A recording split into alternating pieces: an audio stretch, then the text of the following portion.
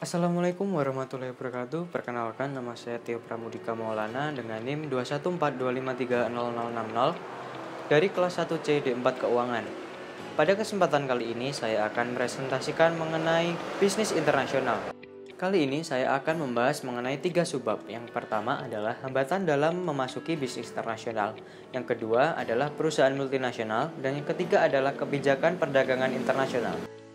Pertama, saya akan membahas mengenai hambatan dalam memasuki bisnis internasional. Yang pertama adalah perbedaan sosial. Setiap perusahaan yang menjalankan bisnis di negara lain harus memahami perbedaan masyarakat sekaligus budaya negara tersebut dengan negara asalnya. Beberapa produk harus melakukan penyesuaian menurut bahasa, kebiasaan, adat istiadat, dan budaya negara bersangkutan. Untuk permasalahan yang kedua adalah perbedaan ekonomi. Setiap warga negara memiliki sistem ekonomi tersendiri dan perbedaan sistem ekonomi dapat mempengaruhi operasional bisnis internasional.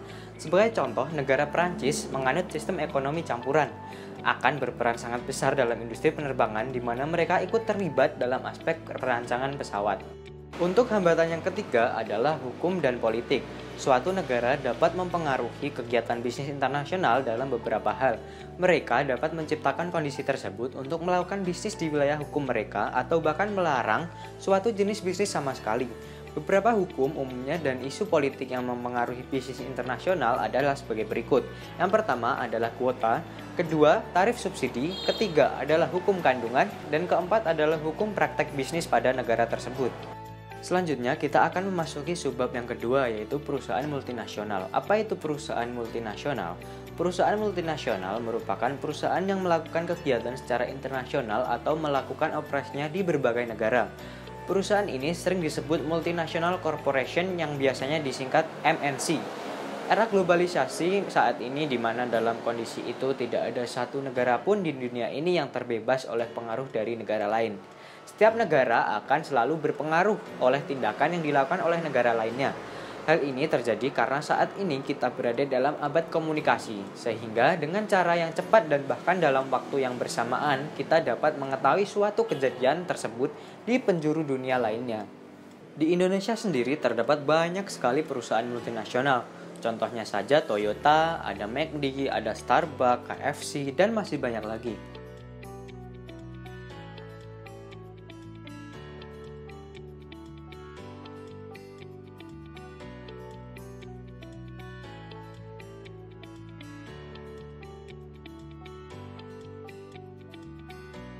Selanjutnya kita akan membahas mengenai karakteristik dari perusahaan multinasional.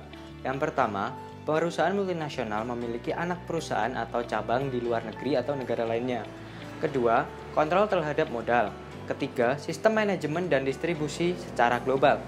Yang keempat, memiliki visi dan misi yang mendunia. Selanjutnya kita akan membahas mengenai kelebihan dari perusahaan multinasional. Yang pertama adalah keuntungan adanya mata uang asing dengan adanya investasi dalam sektor ekspor. Kedua, mengurangi kegiatan persyaratan valuta asing untuk aktivitas impor di dalam sektor industri. Ketiga, modernisasi sektor lini. Keempat, mendukung pengembangan dalam negeri. Kelima, meningkatkan pendapatan masyarakat. Dan yang terakhir adalah mampu membantu memenuhi kebutuhan masyarakat di dalam negeri.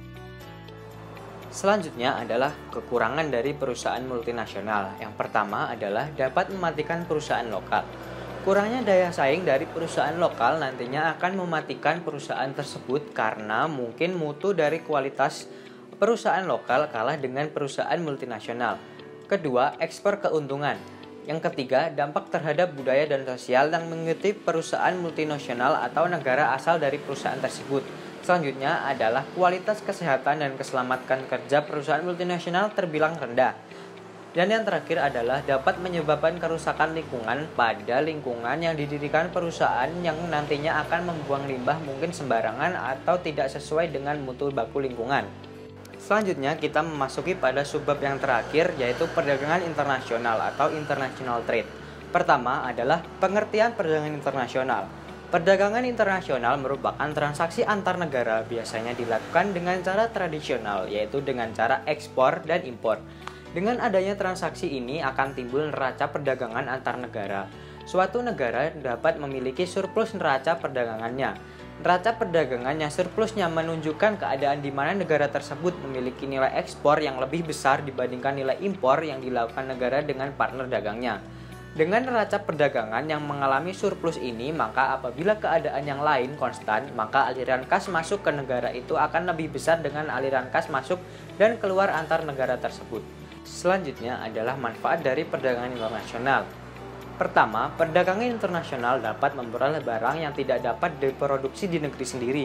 Banyak faktor yang mempengaruhi perbedaan hasil produksi dari setiap negara, antara lain kondisi geografi, iklim, tingkat penguasaan iptek, dan lain-lain.